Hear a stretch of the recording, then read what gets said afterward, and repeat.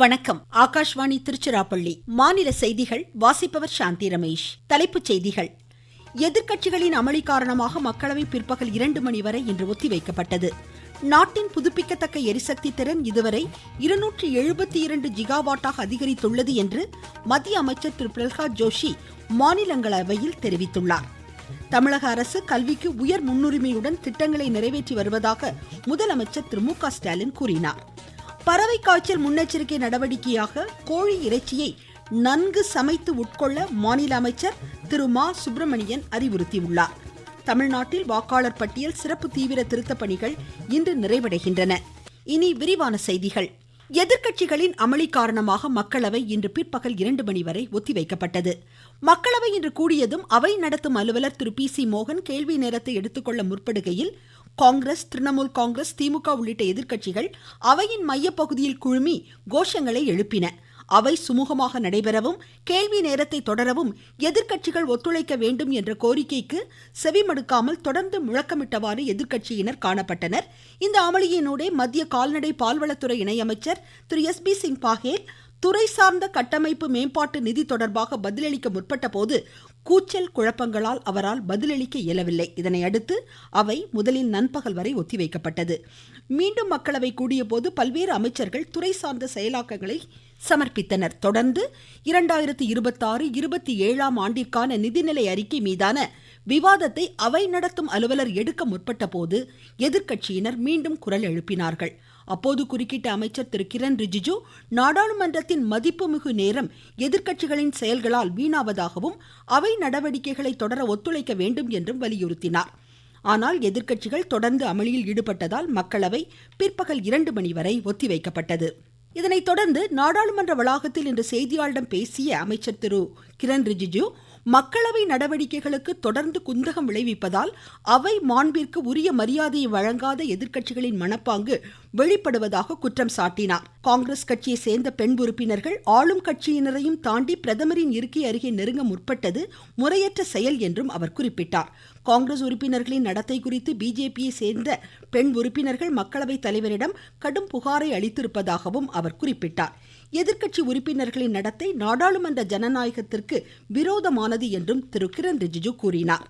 ஒரே ஒரு பிரச்சனையில் எதிர்க்கட்சி தலைவர் திரு ராகுல் காந்தி பட்ஜெட் கூட்டத்தொடரை வீணடிப்பதாக மத்திய அமைச்சர் திரு சிராக் பாஸ்வான் குற்றம் சாட்டியுள்ளார். நாடாளுமன்ற வளாகத்தில் இன்று செய்தியாளர்களிடம் பேசிய அவர் குடியரசுத் தலைவர் உரை மற்றும் பட்ஜெட் மீதான விவாதத்தின் மீது எதிர்க்கட்சியினர் உட்பட பிராந்திய கட்சி தலைவர்கள் பேச முடியாத நிலை இதனால் ஏற்பட்டதாக குறை கூறினார். மக்களவையில் பேச தங்களுக்கு வாய்ப்பளிக்கப்படவில்லை என்று எதிர்க்கட்சியினர் கூறுவது தவறானது என்றும் கூறிய திரு பாஸ்வான் அவர்களுக்கு தொடர்ந்து வாய்ப்பளிக்கப்பட்டதாக எடுத்துரைத்தார்.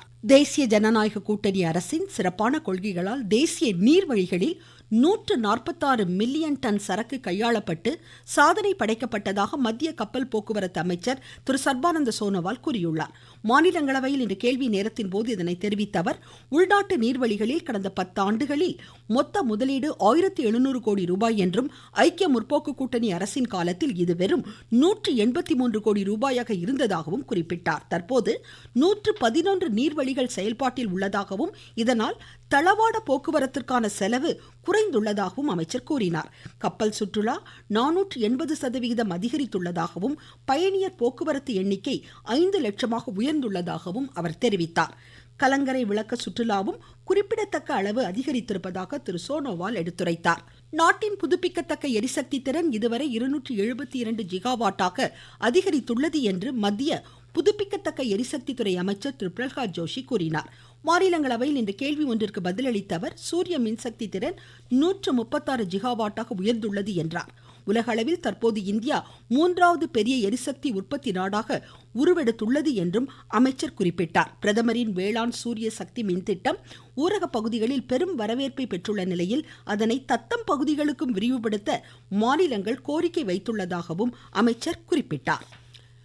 வளர்ச்சியடைந்த பாரதத்திற்கான ஊரக வேலைவாய்ப்பு ஊரக வாழ்வாதார இயக்க சட்டம் கிராமப்புற மேம்பாட்டை நோக்கமாக கொண்டு வடிவமைக்கப்பட்டது என்று மத்திய ஊரக மேம்பாட்டு இணையமைச்சர் திரு கமலேஷ் பாஸ்வான் மக்களவையில் கேள்வி நேரத்தின் போது எழுத்துப்பூர்வமாக அளித்த பதிலில் தெரிவித்தார். வேலைவாய்ப்பிற்கும் வாழ்வாதார மேம்பாட்டிற்கும் இந்த சட்டம் வகை செய்வதாக அமைச்சர் எடுத்துரைத்தார். பிரதமரின் வேளாண் நிதியுதவி திட்டத்தின் கீழ் 21 தவணைகளாக 4 லட்சம் கோடி ரூபாய்க்கு மேல் இதுவரை வழங்கப்பட்டுள்ளது என்று வேளாண் அமைச்சர் திரு ராம்நாத் தாக்கூர் மக்களவையில் கேள்வி நேரத்தில் எழுத்துப்பூர்வமாக அளித்த பதிலில் தெரிவித்துள்ளார். விவசாயிகளின் நலனை நோக்கமாக கொண்டுள்ள இந்த மின்னணு கட்டமைப்பு திட்டத்தால் நாட்டில் உள்ள அனைத்து விவசாயிகளும் இடைத்தரகர்கள் இன்றி பயனடைவதாக திரு தாக்கூர் கூறினார். நீங்கள் கேட்டுக்கொண்டிருப்பது ஆகாஷ்வாணியின் மாநில செய்தி அறிக்கை. ஊரக வளர்ச்சிக்கான புதிய அத்தியாயம். வளர்ச்சி அடைந்த இந்தியாவிற்கான ஊரக வேலைவாய்ப்பு உறுதி மற்றும் வாழ்வாதார சட்டம். இந்த சட்டம் ஆண்டிற்கு 125 நாட்கள் வேலையை உறுதி செய்கிறது. வாரந்தோறும் ஊதியம் வழங்கப்படுவது கட்டாயமாக்கப்பட்டுள்ளது. பணி முடிந்த 15 நாட்களுக்குள் ஊதியம் வழங்குவதை உறுதி செய்வதற்கான சிறப்பு அம்சங்களும் இதில் இடம்பெற்றுள்ளன. கால தாமதமாக ஊதியம் வழங்கப்பட்டால் அதற்கான இழப்பீட்டு தொகைக்கும் இதில் வகை செய்யப்பட்டுள்ளது. வளர்ச்சி அடைந்த இந்தியாவிற்கான பயணத்தில் மோடி அரசு தொடரும் சீர்திருத்த நடவடிக்கைகள். நாட்டிலேயே இரண்டாவது மிகப்பெரிய பொருளாதார வளர்ச்சி கொண்ட மாநிலம் தமிழ்நாடு என்று முதலமைச்சர் திரு மு க ஸ்டாலின் கூறியுள்ளார். சென்னையில் இன்று நிகழ்ச்சி ஒன்றில் பேசிய முதலமைச்சர் கல்விக்கு அதிமுக்கியத்துவம் கொடுத்து திட்டங்களை அரசு நிறைவேற்றி வருவதாக எடுத்துரைத்தார். தொடர்ந்து சென்னை கொளத்தூரில் பெருநகர வளர்ச்சி குழுமம் சார்பில் 11 கோடியே 37 லட்சம் ரூபாய் செலவில் ஒருங்கிணைந்த காவல் அலுவலக கட்டடத்தை முதலமைச்சர் இன்று திறந்து வைத்தார். பறவை காய்ச்சல் குறித்த அறிக்கையை மத்திய அரசு அனைத்து மாநில அரசுகளுக்கும் அனுப்பி வைத்துள்ளதாக மாநில மருத்துவ மக்கள் நல்வாழ்வுத்துறை அமைச்சர் திரு மா சுப்பிரமணியன் கூறியுள்ளார். சென்னையில் இன்று செய்தியாளரிடம் பேசிய அமைச்சர் பொதுமக்கள் கோழி இறைச்சியை நன்கு சமைத்த பின்னரே உட்கொள்ளுமாறு அறிவுறுத்தினார். கோழி இறைச்சியை உண்பவர்கள் நன்றாக சமைத்த உணவையே உண்ண வேண்டும். ஆப் ஆயில் எடுத்துக்க கூடாது அப்படிங்கறதையும் அறிவுறுத்தப்பட்டிருக்கிறது. பறவை காய்ச்சலினால் ஏற்படுகிற பாதிப்புகள் மனிதர்களுக்கு தொற்றாது, அது தொற்று நோய் அல்ல என்பது போன்ற விவரங்கள் தெரிவிக்கப்பட்டிருந்தாலும் மக்கள் விழிப்புணர்வோடு இருக்க வேண்டும் என்கின்ற நிலையில்தான் தொடர்ந்து இந்த செய்திகள் சொல்லப்பட்டு வருகிறது. உலகளாவிய பாரம்பரியம், கலாச்சாரம், பண்பாடுகள் போன்ற வரலாற்று சிறப்புகளின் தாயகமாக தமிழ்நாடு திகழ்கிறது என்று மாநில சுற்றுலாத்துறை அமைச்சர் திரு ராஜேந்திரன் கூறியுள்ளார். சென்னையில் நிகழ்ச்சி ஒன்றில் இன்று பேசிய அவர் ஆன்மீகம், சுற்றுச்சூழல், மருத்துவ சுற்றுலா போன்றவற்றிற்கு உகந்த மாநிலமாக தமிழகம் உள்ளது என்றார். இயற்கையின் கொடையான நீர், நிலம், காற்று, பூமி பாதுகாப்பது எதிர்கால சந்ததியினரின் கடமை என்று மாநில சமூக நலத்துறை அமைச்சர் திருமதி கீதா ஜீவன் கூறியுள்ளார். தூத்துக்குடியில் வன உயிரினங்கள் பாதுகாப்பு குறித்த பயிற்சி நிறைவு நிகழ்ச்சியில் இதனை தெரிவித்த அமைச்சர் மாநிலம் முழுவதும் 20,000 மாணாக்கருக்கு இத்தகைய பயிற்சிகள் அளிக்கப்பட்டு வருவதாக கூறினார். தமிழ்நாட்டில் வாக்காளர் பட்டியல் சிறப்பு தீவிர திருத்த பணிகள் இன்று நிறைவடைகின்றன. கடந்த நவம்பர் மாதம் 4ஆம் தேதி தொடங்கிய இப்பணிகளை தொடர்ந்து டிசம்பர் மாதம் 19ஆம் தேதி வரைவு வாக்காளர் பட்டியல் வெளியிடப்பட்டது. வரைவு வாக்காளர் பட்டியலில் திருத்தம், புதிதாக பெயர் சேர்த்தல் உள்ளிட்டவற்றிற்கு கடந்த டிசம்பர் 19ஆம் தேதி முதல் இருமுறை கால அவகாசம் அளிக்கப்பட்ட நிலையில் மாநிலம் முழுவதும் இதுவரை 34,75,000 பேர் விண்ணப்பித்துள்ளனர். வரும் 17ஆம் தேதி இறுதி வாக்காளர் பட்டியல் வெளியிடப்படுகிறது. இந்திய அமெரிக்க வர்த்தக ஒப்பந்தத்தால் ஏற்றுமதி அதிகரிக்கும் என்று திருப்பூர் ஏற்றுமதி நிர்வாக குழு உறுப்பினர் திரு ராமு கூறியுள்ளார். நமது ஏற்றுமதியாளர்கள் மிகுந்த மகிழ்ச்சி. 18% டாரிஃபாக அமெரிக்கா மாற்றியது. மற்ற நம்ம போட்டி நாடுகளை கம்பேர் பண்றப்போ நம்ம 18% தான் கம்மியான டாரிஃப். அது நம்மளுக்கு ஒரு வின் வின் சிச்சுவேஷனா இருக்குது. வரி குறைப்புனால திருப்பூருக்கு ஆர்டர்ஸ் ஜாஸ்தி வரதுக்கு எக்ஸ்பெக்ட் பண்றோம்.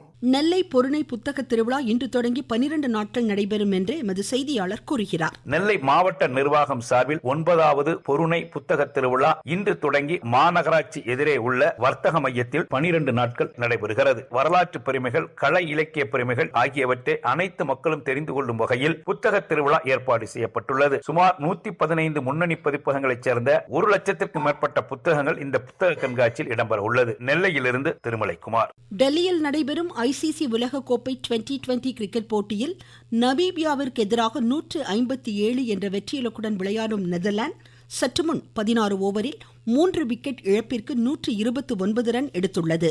மீண்டும் தலைப்புச் செய்திகள். எதிர்க்கட்சிகளின் அமளி காரணமாக மக்களவை பிற்பகல் 2 மணி வரை இன்று ஒத்திவைக்கப்பட்டுள்ளது. நாட்டின் புதுப்பிக்கத்தக்க எரிசக்தி திறன் இதுவரை 272 ஜிகாவாட்டாக அதிகரித்துள்ளது என்று மத்திய அமைச்சர் திரு பிரகலாத் ஜோஷி மாநிலங்களவையில் தெரிவித்தார். தமிழக அரசு கல்விக்கு உயர் முன்னுரிமையுடன் திட்டங்களை நிறைவேற்றி வருவதாக முதலமைச்சர் திரு மு க ஸ்டாலின் கூறியுள்ளார். பறவை காய்ச்சல் முன்னெச்சரிக்கை நடவடிக்கையாக கோழி இறைச்சியை நன்கு சமைத்து உட்கொள்ள மாநில அமைச்சர் திரு மா சுப்பிரமணியன் அறிவுறுத்தியுள்ளார். தமிழ்நாட்டில் வாக்காளர் பட்டியல் சிறப்பு தீவிர திருத்த பணிகள் இன்று நிறைவடைகின்றன. இத்துடன் இந்த செய்தி அறிக்கை முடிவடைந்தது.